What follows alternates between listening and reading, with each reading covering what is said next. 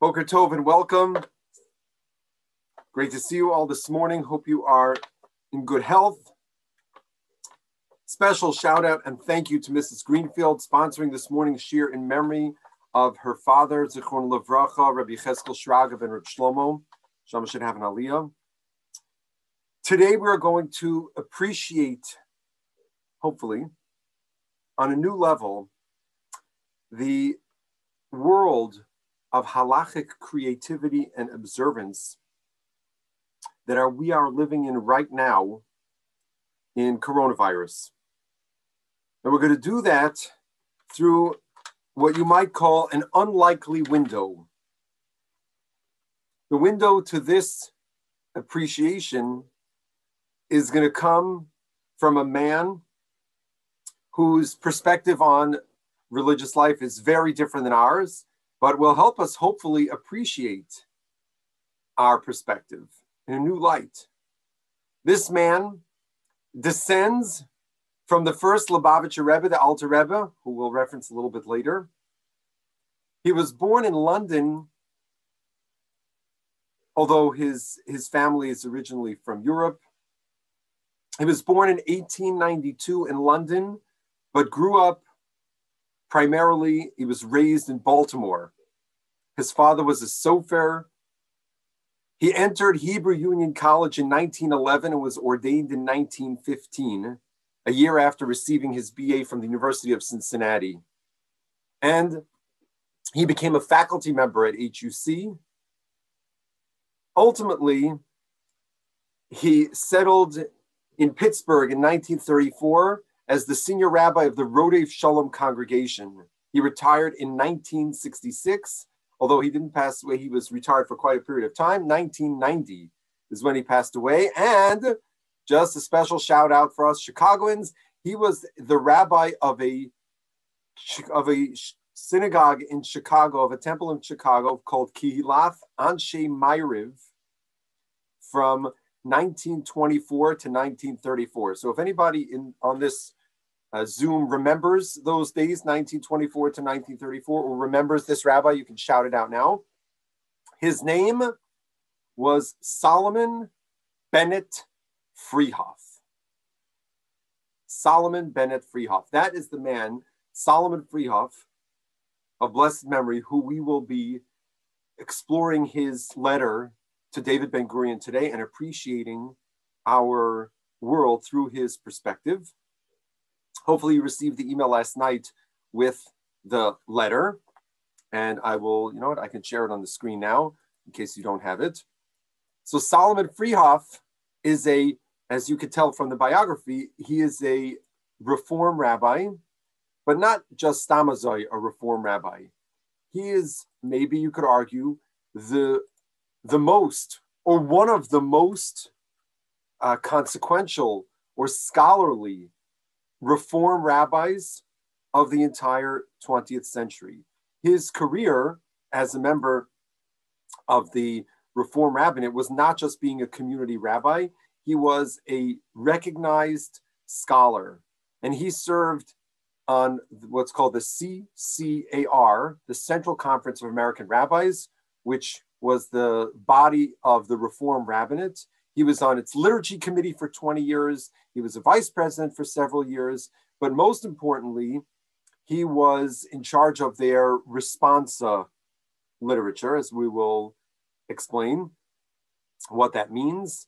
He was a scholar of the responsa literature, and he was the chair of the responsa committee for Jewish chaplains in the U.S. military, as well as the author of several works. He served briefly on the CCAR's responsa committee, but he chaired that committee initially for a little bit, but then he chaired that committee from 1955 until 1978. He published 8 volumes of Reform responsa, just to understand the magnitude of his impact in the Reform world in the 20th century. Now, what is responsa? Responsa is a plural form of the word response, answer. It's what we call in our parlance shailas and tshuvas, questions and answers. Practical answers to specific questions that came in a particular time and place. And so he was one of the great experts, and by the way, not just experts in the Reform world, but in general in the history and the knowledge of responsa. So I own 2 volumes by Freehof, by Professor Freehof, Rabbi Freehof. One is called The Responsa, which is, this is dedicated to his father, who was a Ukrainian sofer. This is an overview of the world of responsa, of tshuvas. So it's leading respondents, selection of responsa, debates, history, modern inventions. We'll come back to this later. And then this volume, which is really interesting, if you're interested in a world that maybe you don't have so much access to because of the Hebrew barrier, especially the rabbinic Hebrew with many different halachic references, this book, also devoted to his father, is just Rabbi Freehof over the generations summarizing and translating different tshuvas from different chachamim. So it starts with Rav Shri Ragon, Rabbeinu Gershom, so Ashkenaz, Rashi, Rav Meir of Rothenburg, and the Rosh. So you're talking Balei Tosfos, 13th century. Then he moves further. He goes to Rashba, Spain, 14th century. Marivail, Marik, Italy, North Africa, now 16th century, 18th century, Marit Salon. Then he gets all the way to the Zakan Aaron, Rav Aaron Walken, and Ben Zion Chai Uziel. Rav Ben Zion Chai Uziel, the chief rabbi around at the time of Rav Kook. So these are dozens of rabbis, all traditional Torah scholars, not reformed. There was no reform in the 12th century. There was no reform in the 17th century. And even the modern poskim he's quoting traditional poskim, and he's giving you English renditions of these tshuvas. And through these works, you can understand the perspective of the various meshivim, the various gaonim, the Talmidei Chachamim who wrote these tshuvas. You also learn a lot about the life and the time in which they lived. What were the circumstances? What were the issues that were going on? It is a tremendously rich and fascinating perspective to see how Chachamim dealt with the issues of their times, but also it shares with you a little bit about what the average Jew was thinking and feeling and dealing with, because those are the questions he's asking. So, for example, he's discussing Soldier Cohen and the Jewish dead, Menachem Mendel of Lubavitch, meaning that Tzemach Tzedek. Well, Jews were being conscripted into the Tsar's army. So now you have a new halachic question. What about a Kohen? We have a din in Shulchan Aruch, Kohen Chargas HaNefesh, a Kohen who killed someone. They're not allowed to duchen. So what's the deal in that case? Relying on Gentile chemists, a tshuva from the Maharsham, the Heilige Reb Shalom Mordechai Shvadron of Galicia. Well, now you have chemistry. How do you relate to that in the modern world? Artificial insemination from the Zakan Aaron. All of these fascinating shilas, they are explaining to us what it was that was new and at the forefront of people's concern who cared about halacha and the Rebbeinu Shalom and doing what was right be'eni Hashem. So they look to the Eini Ha'edah, they look to the Mori Hara, the Meshivim of that generation. They send letters, they say, Rebbe, tell us, what do we do in this case? And this is the way it's been for centuries upon centuries. So Rabbi Solomon Freehof, he was a world's expert in the tshuvas, in the responsa. And that is why David Ben Gurion is sending him a letter to find out what does he think about our question about Mi Yehudi. So he introduces the Mi Yehudi discussion, Freehof, with a cover letter, which let's see if I can pull it up on the screen. Here it is. Can you see it? Cover letter came in the email, but now you can see it on the screen. Yes. Okay. Honorable David Ben Gurion, State of Israel Office of the Chief of State. Dear Mr. Ben Gurion, I have your most interesting and important letter of the 27th of October, 1958, indicating that you are asking a number of Jewish religious leaders in their opinions on the problem of accepting as Jews the children of a mixed marriage in which the mother is an unconverted non-Jewish. Okay. Now we know the context, so this next line makes sense to you. Since I presume you are asking me as chairman of the Responsa Committee of the Central Conference of American Rabbis, and therefore want the opinion, among others, of a liberal interpretation of Jewish law and practice in this regard. And since I am sure you know the problem is much more complicated than a mere statement of the Orthodox law would indicate, so this is going to be important, of course, it was somewhat necessary for me to make a systematic and therefore elaborate reply. Please forgive, therefore, the length of my answer, which is enclosed with best wishes. Sincerely, Solomon B. Freehof. So this is Professor Freehof's, Dr. Freehof's, Rabbi Freehof's introduction to his answer. Here it is. Response of Dr. Solomon B. Freehof, Pittsburgh, Pennsylvania.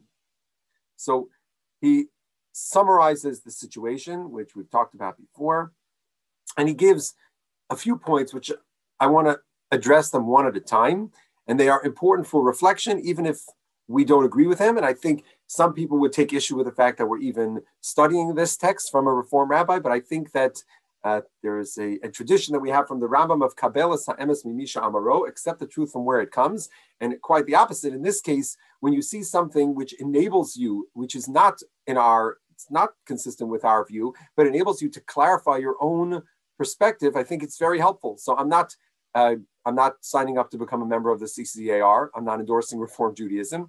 I am sharing this letter because it will help us actually understand and appreciate our tradition even more. It's my opinion. The laws involving the reception of proselytes into Judaism seem on the surface to be absolutely clear and unmistakable. However, this is not entirely the case. As in the case of other laws, also, the emotional attitude of the scholars of the various generations reflect themselves in their decisions on this question. Okay, and this is going to be very important for us to understand, especially in light of what we spoke about last week from the Urbach perspective of academic Jewish studies, keeping that in mind. So Freehof is looking not just at what the Tshuvos said, but when they were written, in what context they were written. So when from time to time the rabbis have felt the circumstance of that they require extra cautionary prohibitions, they applied them and then became stricter. Unfortunately, these restrictive actions tend to become permanent, and the longer the law lasts, the longer do these times of restrictiveness accumulate, and the law grows further and further away from actual life. So this is the first point that he makes, that over time there is this accumulation of strictness which takes the Torah away from life. So first of all, I would not agree with the idea that the Torah is taking further and further away from actual life. I don't think that's the case. I think, as he well knows, the halachic system is alive, and it is a living and breathing movement. And so there's constantly back and forth. At the same time, there's no question that the nature of the way that the world has developed over time and the way that the halachic system has certainly introduced many more restrictions than would have been in previous generations. I suspect that the Ribbono Shel Olam has, through Hashgacha, done this as a great safeguard for us. If Moshe Rabbeinu showed up in our kitchens today, he would not understand many of the chumas that we have. But I think he also wouldn't understand. But he would be shocked at the absence of spirituality that is pervasive across the world and society, and making sure that we have a halachic structure that gives us a healthy, good context in which we live, to make sure that we stay with our loyalty and fealty to the tradition. I think it's very significant. So this can be viewed in different ways. The present attitude of the Orthodox rabbinate toward the reception of infant proselytes reveals this tendency toward cumulative restrictiveness. Basically, the law was generous about receiving infants into Judaism. He quotes the Gemara in Ksubis of Ger Katan Matbilin Oso Aldas Bezdin, that you can immerse a child according to the Bezdin, even if the child is not Jewish and they can't decide if they want to convert. Then he says, however, a century ago, a different mood came over Jewish scholars. There was an increasing amount of intermarriage, and many men asked the Jewish community to circumcise their children born of their Gentile wives, etc. So what is going on here? So Rabbi Freehof is quoting different tshuvas, different perspectives on whether or not we should allow ger katan madbilin also al das bezdin. We should circumcise and immerse in a mikveh a child whose mother is not Jewish, but the parents want that child to be considered Jewish. They want the child to be Jewish. So the question, this is a halachic question. So he quotes different tshuvas here. You can take a look in the article later about whether or not we should allow ger katan madbilin also al tas bezdin. So this comes up. This is a shaila even today that poskim are struggling with. Do we encourage a bezdin to immerse a child who we have a strong suspicion or a high likelihood that that child will not grow up to follow Torah and mitzvahs? The reason we would immerse a child and help them become Jewish, even though they're not aware of it, because we say zachin, we say it's great for them. Yeah, is it so great to volunteer a child to a lifetime of commitment of Torah and mitzvos when they're not going to be educated about that? And they're going to be constantly violating the Torah and mitzvos that they were committed to unwittingly, unknowingly? Are we doing them any favors? So this is a question. This is one question. And it's not settled. So the first issue that he's bringing up here about the issue of these children, right? The presumption is that, first of all, they would need to be misguided. They would need to be converted. David Ben-Gurion, right, is not proposing that we convert all of these children. So that's like part of the practical question of his response of suggesting that there is the potential for being megayer all of these children. That's one practical question which may or may not apply. But I think what needs to be addressed in the article, the line that he mentions here, which I think is very important, especially in light of our discussion last week, is that it depended on the mood of the rabbis. Is that really what is koveya? Is it really the mood of the rabbis? Or is it that there is something called elu ve'elu? In the halachic constellation of opinions, there are multiple viewpoints on any given issue, and that was by design. The Ritva in the Gemara, where it quotes this idea of elu ve'elu divrei Elokim Chaim, Beis Shammai and Beis Hillel, who these two schools were constantly at loggerheads arguing about almost every halachic and hashkafic issue under the sun. The Ritva quotes, basically explaining the Gemara in Eruvin Daf Yud Gimel. The Ritva says, what does it mean? Elu ve'elu divrei Elokim Chaim. Both of them, these competing, contradicting views are elu ve'elu. How is it possible? He says, you know why? Because Kasha'ala Moshe Lamarim Lakabel Torah, Moshe Rabbeinu went up to get the Torah. Heralo al kol davar v'davar. HaKadosh Baruch Hu demonstrated to him on each issue 49 perspectives, mem tes panim, 49 faces, facets, perspectives, le'iser, for restriction, and 49 perspectives, leheter. 49 perspectives that would be lenient. And this is amplified in the Maharal in the first parak in Be'er HaGola. A few years ago, we had a whole discussion in the Sunday morning shir. If you remember, those who were with us then when we had a whole year on Masorah, so we had an entire morning that was devoted to Elu ve'elu. And so the Rebbe Shalom wants it to be that there can be multiple perspectives within one halachic issue. But it's not totally, I would say, on the mood, but on the learning methodology, and B, and I think this is also the consequence of HaKadosh Baruch Hu giving us different manhigim over different doros through the hashgacha.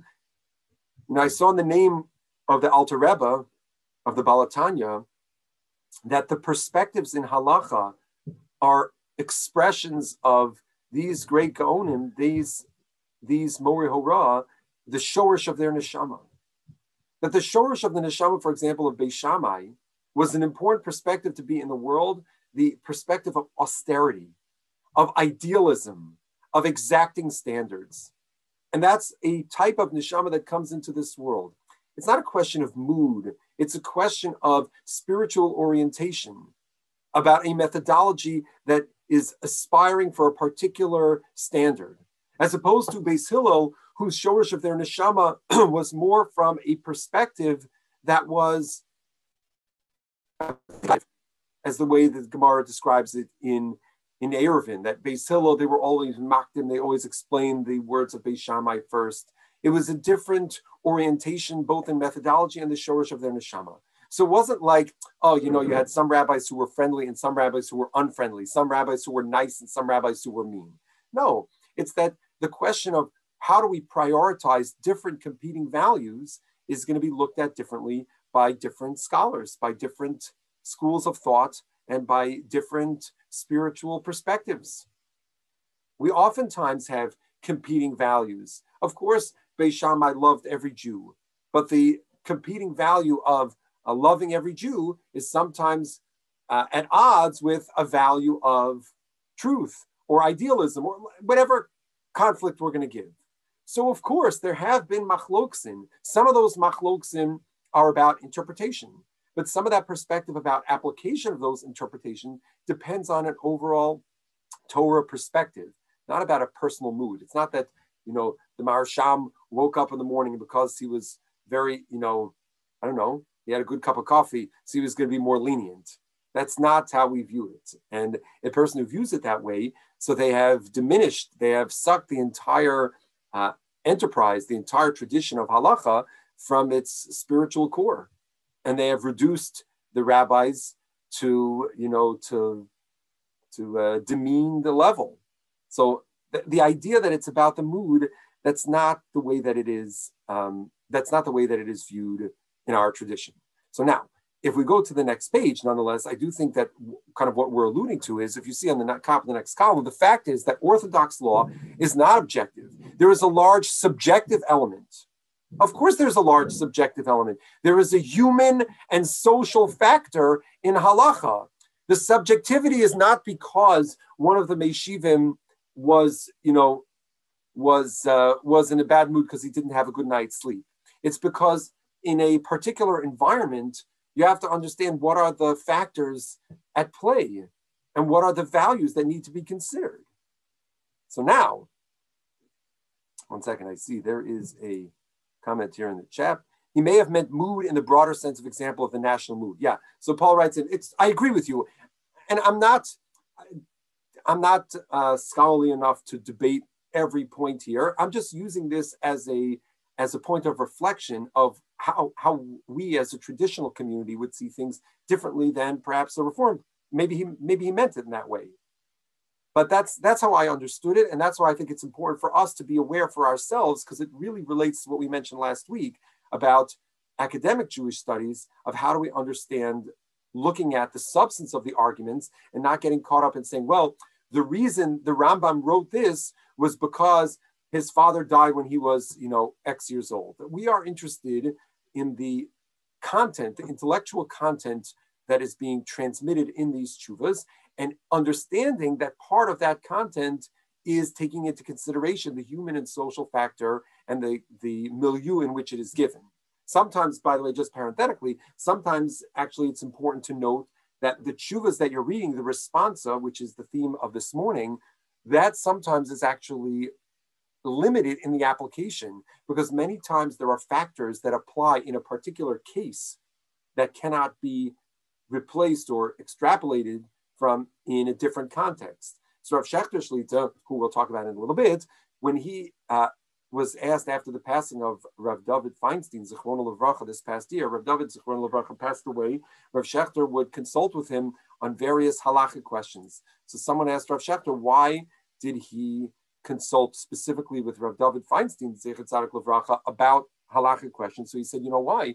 Because many of Rav Moshe Feinstein's tshuvos, Rav Shechter explained, were written in a specific context to a specific person in a specific scenario, and it's not necessarily known what other variables might have been at play. And he says that Rav David Feinstein was very close to his father, and he knew many of these cases. So Rav Shechter would call him or meet with him to discuss what were the other variables to understand better what Rav Moshe was getting at in that tshuva.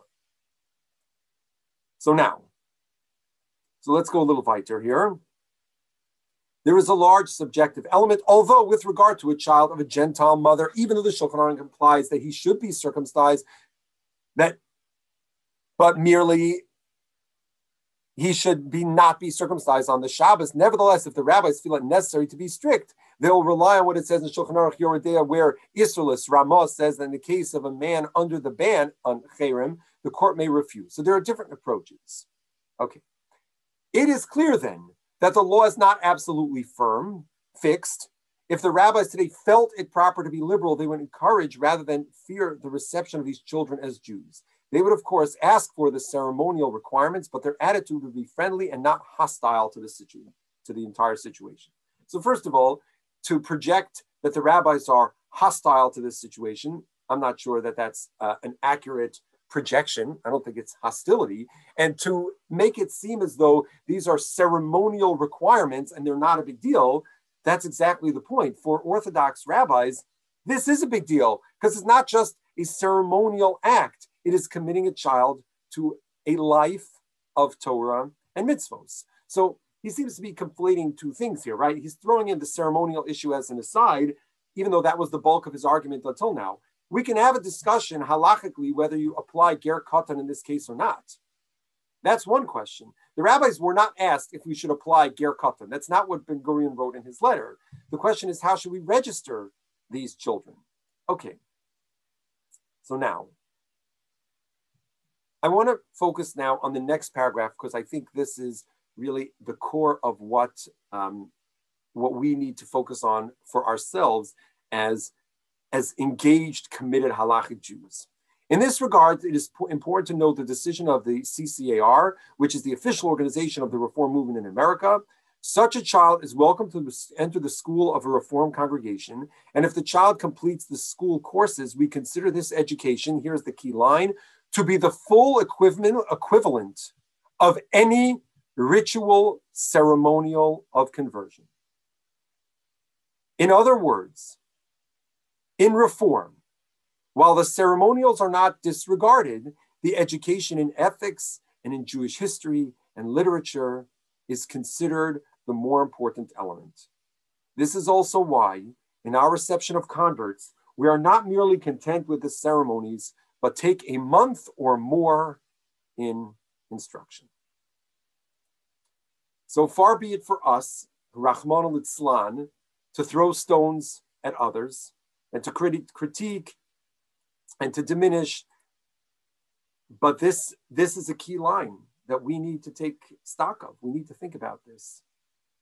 I don't know anything about Pew Research. I don't know anything about what's going on out there beyond our Dalet Amos learning together here in Chicago. But Lo Aleinu, Rahman al-Itzlan, what do we hear? What do we hear is the fate of Jews out there who were raised in an environment where commitment to observance, to the Maisa HaMitzvah, which has kept us for Dorei Doros, through the generations, yes, not looking exactly the same, but through this process, the halachic process, now we see what happens, Lo Aleinu, when you substitute commitment and action with education and history. Values. Values alone are not enough. Some of you remember we spoke about this a little bit in Dr. Belkin's Zecher Tzadik Levracha's introduction to his book, I think it was called In His Image, where Dr. Belkin points out that Judaism, the Torah is not a system of theology. The Torah doesn't give you values. The Torah gives you actions, because through actions you maintain and you nurture and you pass on to future generations those values. But without a system of actions, without a commitment to a particular lifestyle, then everything else is just going to fall away. So Lo Aleinu, that choice by Reform Jews to substitute commitment and Maisa HaMitzvah and observance with education and values, where has it left us? Rahman al-Itzlan, we should be crying. We're not deriding, we're bemoaning, and we're crying. And we need to realize for ourselves, we need to take a step back and say, you know what, Taka, what does our community look like? How committed are we to our Maisa HaMitzvah, to everything that it says in the Shulchan Aruch, to this world of halacha? Because we see what the alternative is. And even I find it shocking that a man whose life was devoted to the highest levels of remarkably accomplished scholarship will say that a month of study about Judaism is sufficient to be construed as Kabbalah's or mitzvahs, as transformational, that person should be considered to be Jewish, that should replace conversion? A month or more of instruction. I find it merapsinigra. I find it unbelievable, hard to understand. And now we can appreciate why it is that Batei Din, like the RCA and the CRC and others, when conversion is taken by a person, they have special Batei Din Lagir, when it's taken under consideration, it's months and years of study and understanding and getting to know the individual and their circumstance and their motivation. You know, Chazal, they have mixed feelings about Gerim. There are different perspectives, and it's not the time today, and we should make sure to emphasize when we talk about this whole conversation about converts, the mitzvah of Ahavta Misager, to make sure that Gerim, when they enter our community, they feel loved and accepted and welcome and at home. But it's a serious process. I just don't understand how someone of such substantive scholarship would say that a month or so of instruction is sufficient. It's hard to understand. He then goes on, and you could read the rest on your own, of his suggestion that we can construct two different models. Of course, a child can't be registered as a Jew if they didn't undergo some conversion process. And to that, he's modeh. So it's either got to be, the ceremonial religious rites, or it's got to be the education. It's got to be something. So he suggests maybe for someone who undergoes conversion according to Reform standards, we would call them a convert, a ger tzedek. And somebody who doesn't, who wants to sign themselves up as Jewish, they could be called a ger toshav. Ger toshav. And this is an interesting discussion in the Rambam about what qualifies a ger toshav. And he acknowledges, he quotes the Rambam without going into the complex situations of it, even though the context of ger toshav was limited after the Jewish state, but maybe we can resurrect it. And he says, what we should do is the state of Israel should say this person is a ger toshav, and then when they want to get married, they're going to go to the religious authorities, who will then have to deal with the fact that they're not actually fully Jewish, they're only registered as Jewish. So this is not the only person who makes this suggestion, but this was the suggestion that last week Professor Urbach said was going to be a disaster. Is this child growing up, does he know what it means, ger toshav? Does he know that he's going to have to actually do conversion, that when he gets to the rabbinate to marry him off or her off, they're going to tell him they're not really Jewish? So then there are the practical difficulties with this, which of course never materialized. But I think this discussion by Professor Freehof, by Dr. Freehof, it reminds us about the importance of living the halachic process and our commitments to religious observance. And it should make us be not gaiva in an unhealthy sense, but we should be self-aware and proud, gaiva to kedusha, of what's going on in the Orthodox community right now during COVID. And let me explain what I mean. I mentioned earlier this overview about the response of Dr. Freehof.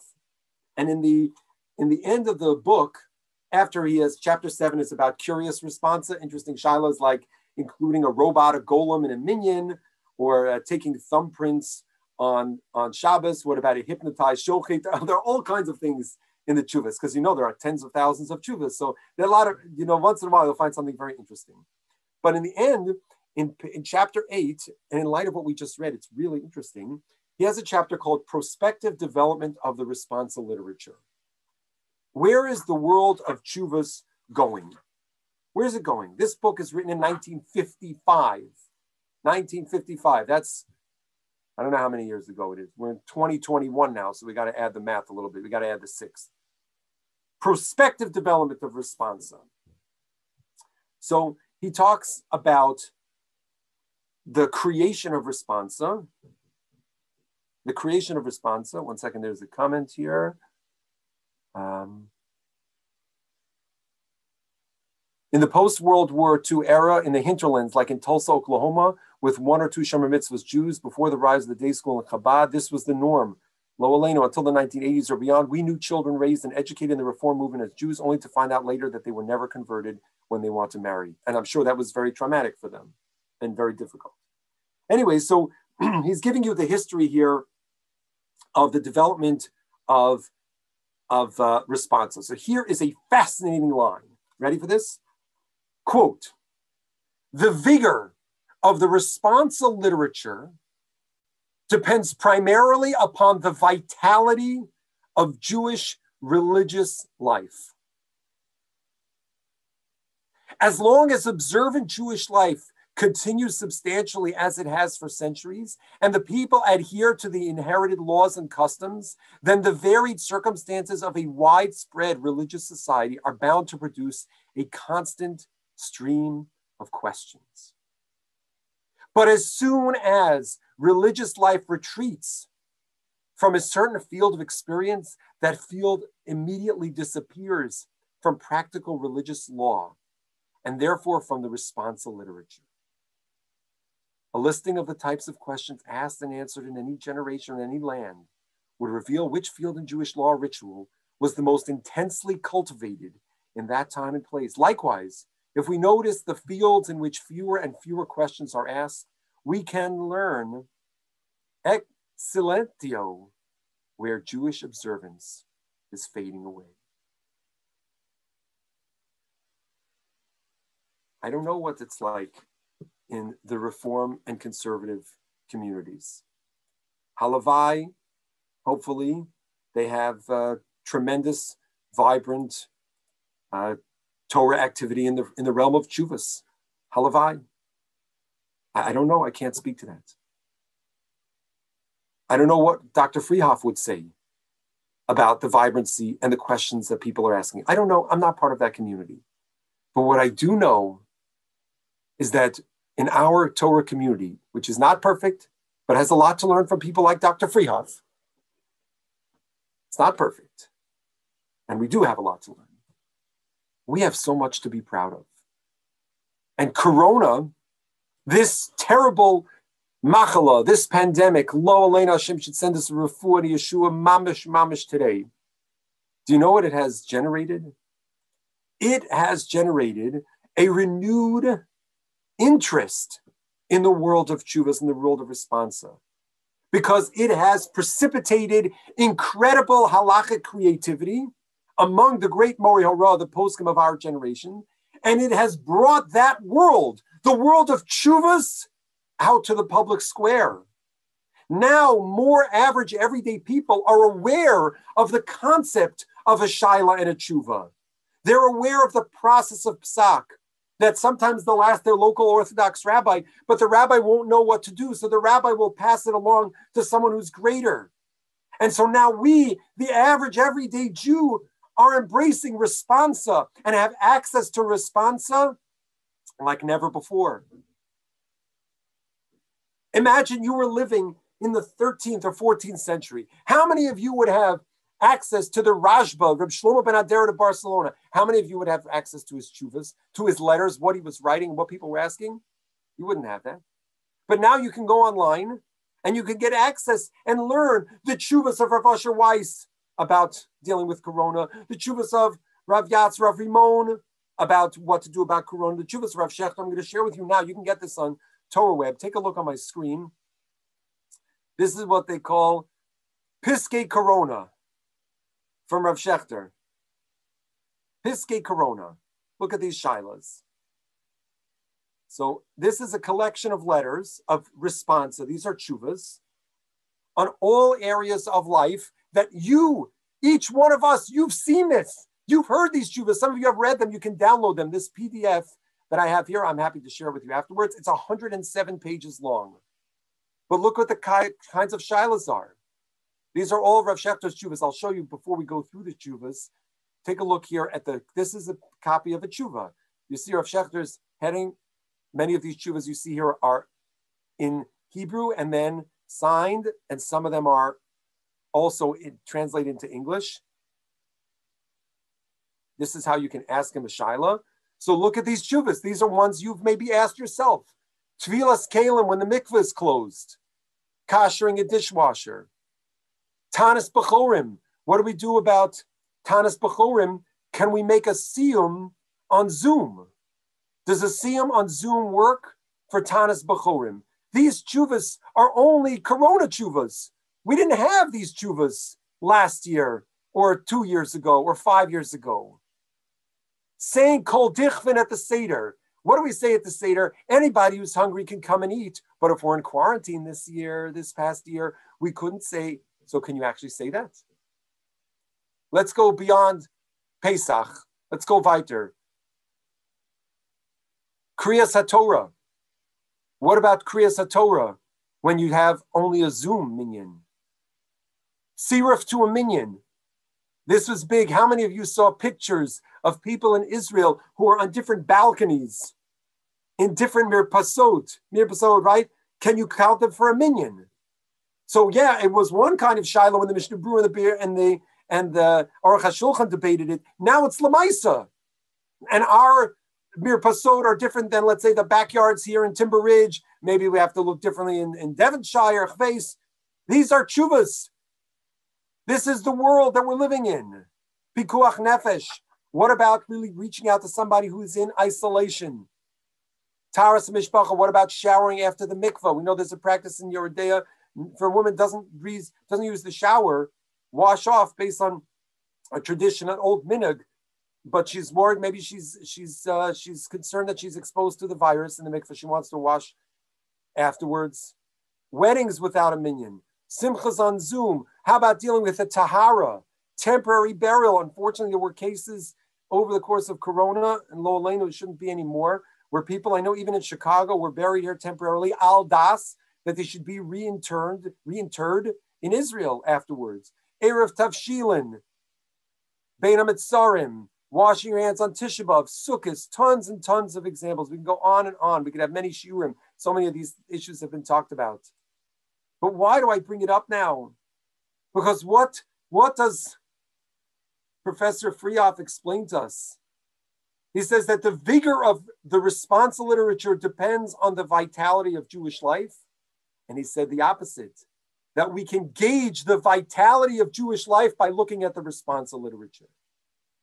We could see that our community, Baruch Hashem, is alive and it cares and it's committed. And that's inspiring. That to me is incredibly inspiring. Corona has brought out many, many aspects of greatness in Klal Yisrael as a whole and as in individuals befrat. And I think this is one of those elements of greatness. Greatness is to see how so many people, despite the difficulties, have embraced and committed themselves to doing their utmost, that these tshuvas, which many of them contain many leniencies, but these leniencies really reflect a stringency, an aspiration. We're living in an aspirational community who wants to follow the Dvar Hashem, who wants to be connected. So if that means we have to do all kinds of things within the halachic context, not to replace observance with education, to support it with education, to infuse it with meaning with education, but to make sure that we are firmly and totally committed to all those practices, l'dorei doros, that's what's happening. So people have to learn.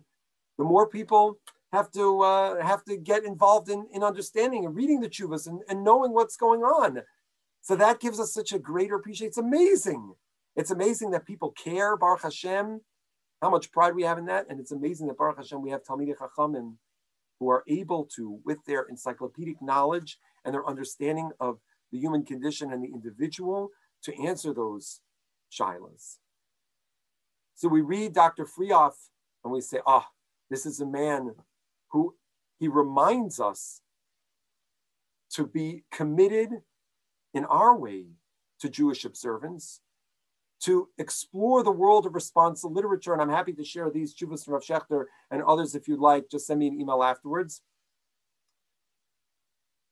But it also gives us a sense of pride and to see, Baruch Hashem, how committed we are as a community and to nurture that and to inspire us to continue to follow down this path. And I think it's so timely. It's so amazing how on the one hand, this rabbinic luminary, this genius, I mean, he accomplished so much, Professor Freehof, who died in 1990, was so prescient to be able to make us see, to help us appreciate what it is that we have as a Torah community and what we are committed to. Kiheim chayenu v'orech yameinu. The halacha is the way of life. That is our life. And we're not going to give that up. Even people who, God forbid, maybe they've gotten lost, whatever, it doesn't matter. We can always welcome them back. And the contours of our community is this commitment to halacha. Somebody wrote in the chat, what's my email again? Our brand at torahchicago.org. Have a great week. Shavua Tov. Thanks for coming.